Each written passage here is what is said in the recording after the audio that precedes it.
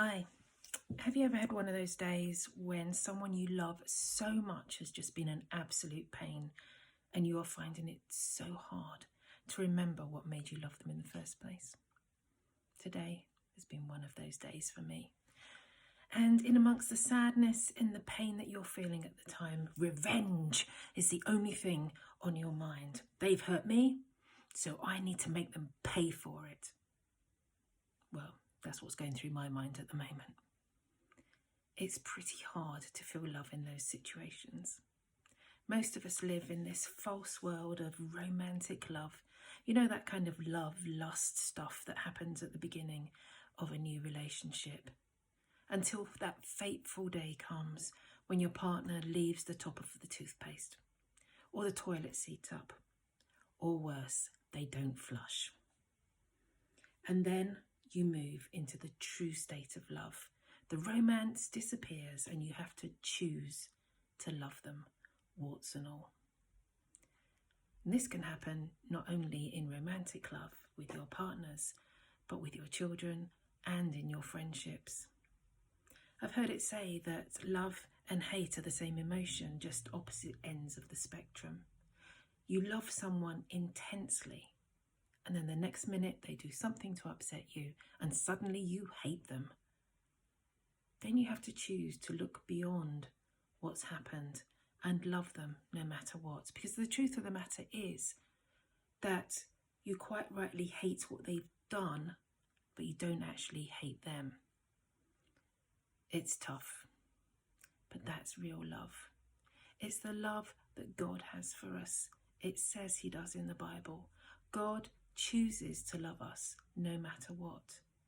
Jeremiah 31 verse 3 says, I have loved you with an everlasting love. God loves us unconditionally. He loves me unconditionally, despite the fact that I regularly mess up, or I don't put the toilet lid down, and I almost certainly really annoy Him. Yet still, God chooses to love us unconditionally. That means that there's nothing we could ever do or say that would make Him love us any less. That is God's grace, His unwarranted, unmerited love for us. You see, love is not an emotion, it's a choice. It isn't about finding the perfect person, because there's no such thing. It's about seeing the imperfect person perfectly. If you're making a lifelong commitment to anyone, be it in a marriage, as a couple, to your children, or in a friendship, it's important that you understand the level of commitment that comes with love. Love is a choice. It's choosing to love that person unconditionally. Love is a verb, or as we used to say at school, it's a doing word. It requires choices, hard choices sometimes. It's about sacrifice. It's about faithfulness. It's about commitment. And it hurts sometimes. That is love. 1 Corinthians 13 verses 4 to 8 says, love is patient. Love is kind. It does not envy. It does not boast. It is not proud. It is not rude. It is not self-seeking. It is not easily angered. It keeps no records of wrongs. Love does not delight in evil, but rejoices in the truth. Love always protects, always trusts, always hopes, always perseveres. Love never fails. That is real love. That is unconditional love. That is God's love. That is God's love for you. Even though you might not know Him, He loves you that much, no matter what. And if you're a Christian, that is the love we are meant to show to every single person we meet. Non-negotiable. Love helps. Love listens. Love is willing to forgive and ask for forgiveness. Love rejoices in the successes of others. Love refuses to mistreat others.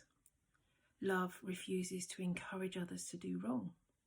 Love refuses to take pleasure in the misfortunes of others. Love refuses to embarrass others by saying or doing things that will make them look or feel foolish. Love refuses to abuse others emotionally or physically. The list could go on forever. And today, I'm talking to myself. Today, someone has hurt me, and I have nowhere to go with that hurt other than to God. Of course, my first idea of sending the boys round to sort him out, I don't think it's going to make me feel any better in the long run, sadly. Is there someone in your life at present that you're struggling to love? Do you need someone to help you pray and give that situation to God? I would love to pray with you, and I would love to see that relationship healed through God's love. God asks us to love everyone as God loves us unconditionally. It's a huge, huge ask. But if you need help, I'm here for you. I've got the battle scars. I've got the t-shirt. Love listens. Love helps. God bless you all in your love journey. Amen.